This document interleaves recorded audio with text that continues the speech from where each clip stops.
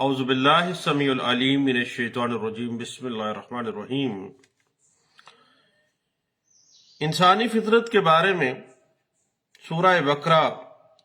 آیت نمبر 216 میں اللہ فرماتے ہیں کہ ہو سکتا ہے کہ ایک چیز تمہیں ناگوار ہو اور وہی چیز تمہارے لیے بہتر ہو،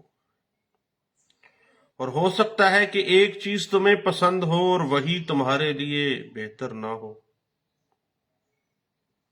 پھر سورۃ النساء آیت نمبر 28 میں اللہ فرماتے ہیں اللہ تم پر پابندیوں کو ہلکا کرنا چاہتا ہے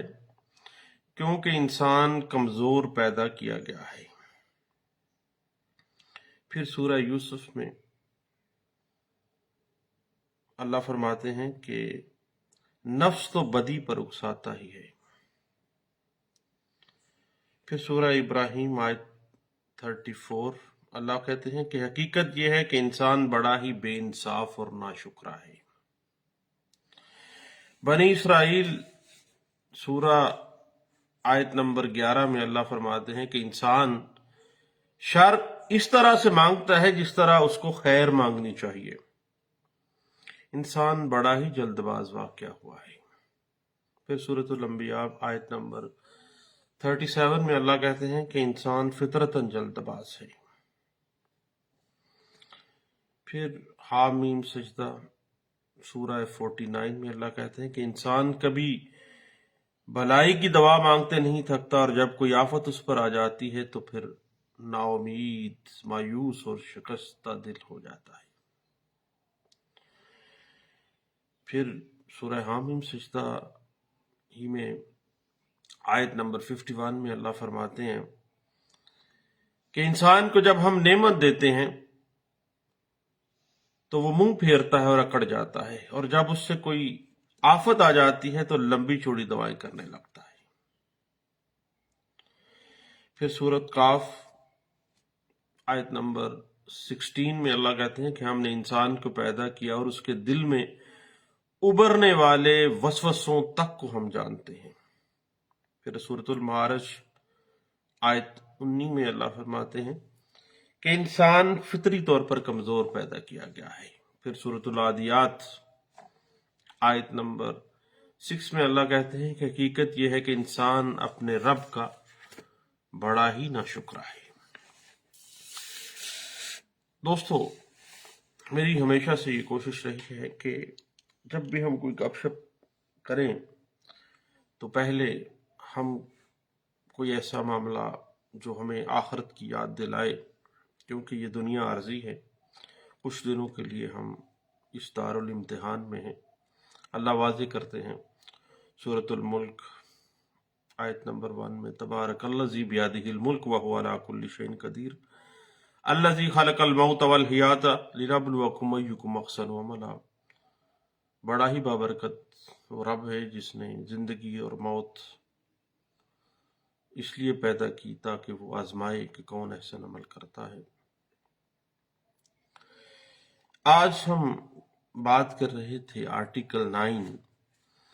قانون شہادت آرڈر 1984، پیشہ ورانہ جو کمیونیکیشن ہوتی ہے، پیشہ ورانہ جو اطلاعات ہوتی ہیں۔ آپ کو پتہ ہے کہ آرٹیکل 9 قانون شہادت آرڈر 1984 کے مطابق کوئی بھی پروفیشنل، کوئی وکیل ہے، پلیڈر ہے،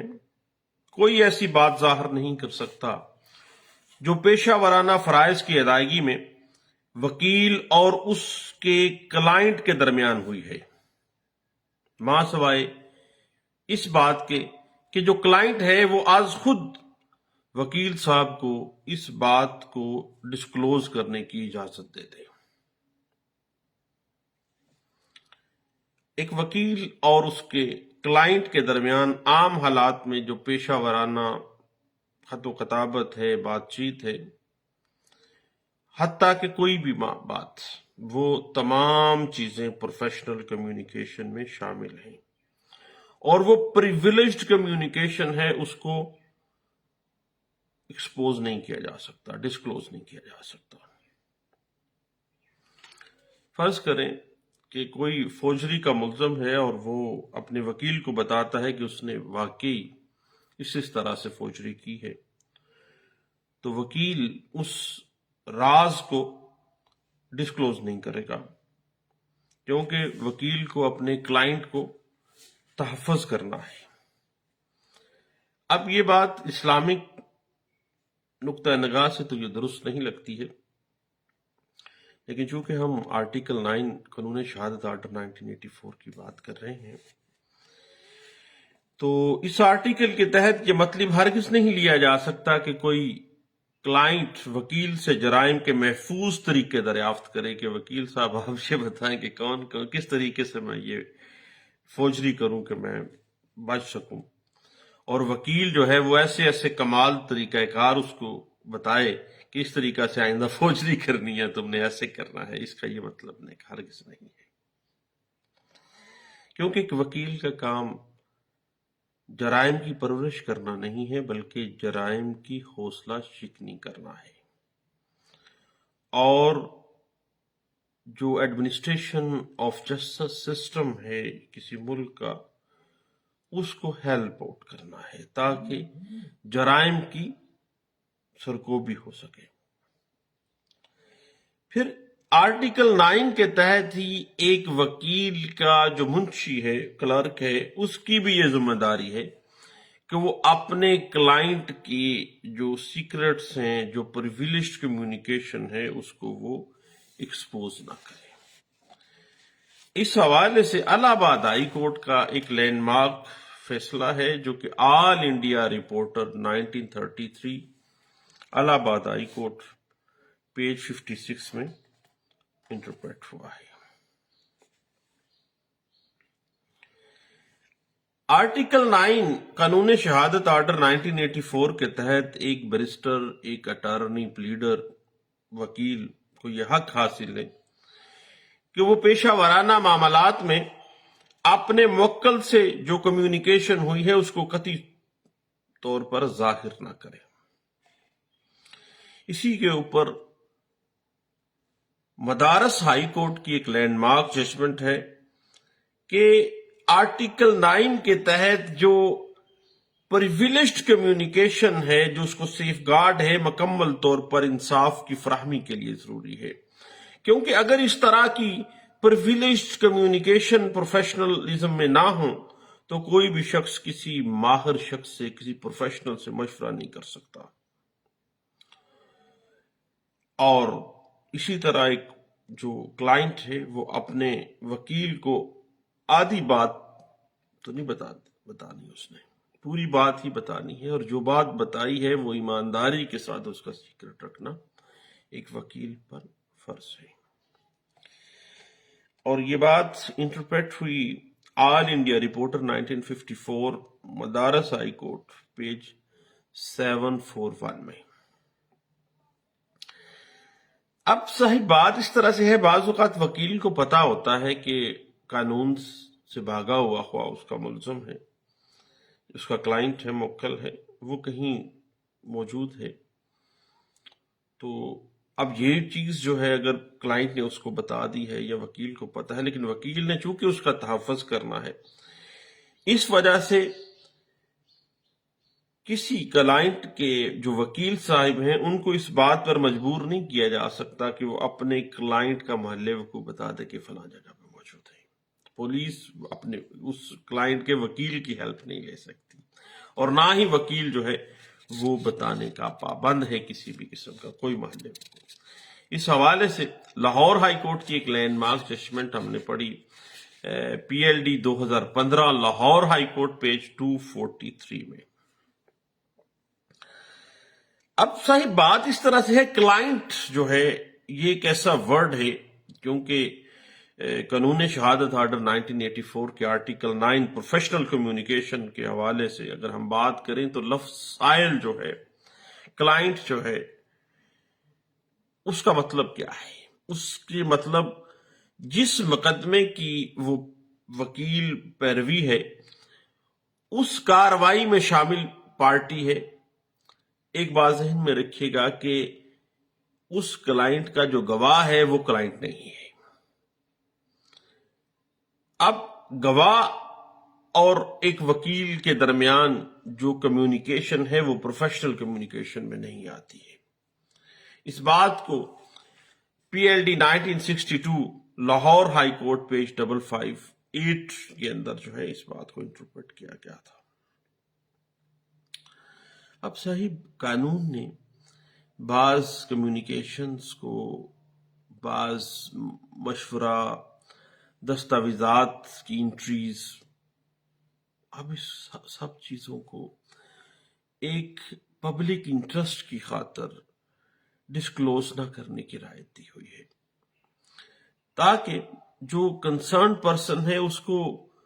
مجبور نہ کیا جا سکے کہ وہ اپنے کلائنٹ کی جو راز ہے اس کو وہ ایکسپوز کرے. اب آرٹیکل 9 قانون شہادت آرڈر 1984 کے تحت کسی بیرسٹر، پلیڈر، اٹارنی یا وکیل کو یہ اجازت نہیں ہے کہ وہ کسی ایسی بات یا کسی ڈاکومنٹ کے جو مندرجات ہیں، جو انٹریز ہیں، یا اس کی جو کنڈیشن ہے اس کی گواہی کے اندر کوئی بیان دے جو مقدمے کی وجہ سے اس کے موکل سے یا اس کے موکل کی حق میں یا کسی طرح سے اس کے نالج میں آ گئی ہے. وہ یہ نہیں کہہ سکتا کہ میں نے یہ کلائنٹ کا اقرار نامہ پڑھا تو وہ جعلی، مجھے جعلی لگا تھا. نا، ایسی بات نہیں کی جا سکتی. یہ پابندی پروفیشنل کام کے ختم ہونے کے بعد تک بھی قائم رہتی ہے، کیونکہ ایسی کمیونیکیشن جو ہے وہ ہمیشہ سے سیکرٹ رہنی چاہیے. اور اگر اس طرح کی کمیونیکیشن قانونی تحفظ نہ دیا جائے تو کوئی شخص بھی کسی وکیل سے قطعی صورت اپنے حقوق کی نگرانی اور اپنے اوپر جو الزامات لگے ہیں ان کے دفاع کے لیے مشورہ نہ کر پائے، کیونکہ وکیل کو ساری بات کھل کے اس نے بتانی ہے. اور میرا ایک کلائنٹ کہتا ہوتا ہے کہ وکیل صاحب، میں اپنے ڈاکٹر سے اور اپنے وکیل سے کبھی غلط بات نہیں کہتا، ہر بات کھل کے بتا دیتا ہوں. اب بات اس طرح سے ہے کہ اگر اس طرح کی کوئی پابندی ہوتی تو پھر لوگ کھل کے بات اپنے وکیل کو تو نہیں بتا سکتے، اور نہ ہی کوئی شخص اپنی آزادی کے ساتھ اپنے حقوق کا تحفظ اور اپنے حقوق کی بحالی کے لیے عدالتوں میں رجوع کر سکتا تھا. اب بعض اوقات ایسا ہوتا ہے کہ وہ انفارمیشن جو کسی موکل کی طرف سے، کسی کلائنٹ کی طرف سے ملتی ہے، وہ ہمیشہ سے کلائنٹ کی اجازت سے ہی آگے کی جا سکتی ہے، اس کے بغیر نہیں. اب ایک بات بڑی اہم ہے کہ ایسا ڈاکومنٹ جو کلائنٹ سے متعلقہ نہیں ہے، کسی تھرڈ پارٹی سے متعلقہ ہے، اور وہ کسی وکیل صاحب کو مشورہ حاصل کرنے کے لیے، کسی کو سزا دلوانے کے لیے، کسی مقدمے کی کسی بھی حوالے سے دکھایا گیا ہے، تو وہ جو دستاویزات کی انٹریز ہیں یا اس کی حالت کا انکشاف کرنا، اس کو ایکسپوز کرنا، ڈسکلوز کرنا، وہ آرٹیکل 9 قانون شہادت آرڈر 1984 میں اس لیے نہیں آتا کیونکہ یہ کنسرن اس کلائنٹ سے متعلقہ نہیں ہے، یہ تھرڈ پارٹی سے متعلقہ ہے. اب اس حوالے سے ایک لینڈ مارک ججمنٹ تھی لاہور ہائی کورٹ کی، All India Reporter 1934، Lahore high court page 269، اور سپریم کورٹ پاکستان نے اس کے اوپر ایک ورژن دیا تھا پی L D 1963، supreme court page 51 میں اس بات کو انٹرپریٹ کیا گیا تھا. اب صاحب جو پریویلیجڈ کمیونیکیشن ہے نا، اس کے حوالے سے اگر آپ P L D 2009 supreme court page 28 کو دیکھیں، اور اس کے بعد P L D 2015 Lahore high court page 243، 2016 C L C page 1884 ہے، اور 1993 سی ایل سی پیج 747 ہے، اور 2014 پی ٹی ڈی پیج ہے 1051 میں اس بات کو بڑے اچھے انداز سے انٹرپریٹ کیا گیا تھا. اب صاحب بات یہی ہے کہ پروفیشنل کمیونیکیشن ہمیشہ پرویلیجڈ کمیونیکیشن ہے، اس کو بغیر اجازت کلائنٹ کے ڈسکلوز نہیں کیا جا سکتا. اور یہ جو پریویلیج اس وجہ سے قانون دیتا ہے تاکہ ہر بندہ کھل کھلا کے اپنے وکیل سے ہر بات کر سکے. وآخر دعوانا ان الحمد للہ رب العالمین والصلاة والسلام علی المرسلین. السلام علیکم ورحمۃ اللہ وبرکاتہ.